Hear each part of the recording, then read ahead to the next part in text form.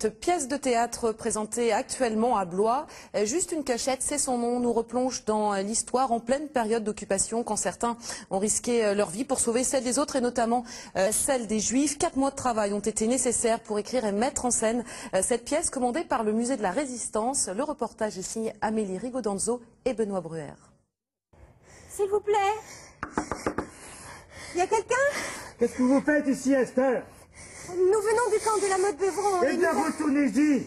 Vous y serez plus en sécurité qu'ici. Échappés d'un camp d'internement, Louise et sa mère cherchent refuge auprès de villageois, en vain. Trop peur d'être accusée de complicité dans cette France occupée. Une femme, Hermine, va pourtant leur ouvrir sa porte. Hermine est une juste, l'une de ces anonymes qui, au péril de leur vie, en ont sauvé des milliers d'autres.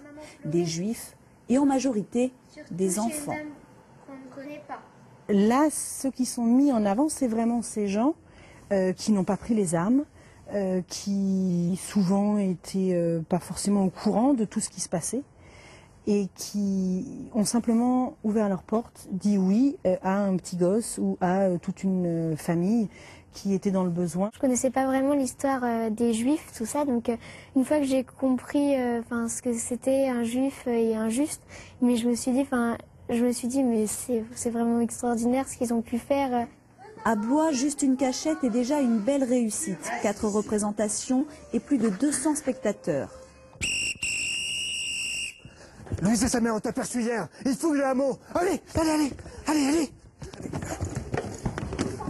Bénéfique au travail de mémoire, la pièce pourrait bien s'exporter dans d'autres régions.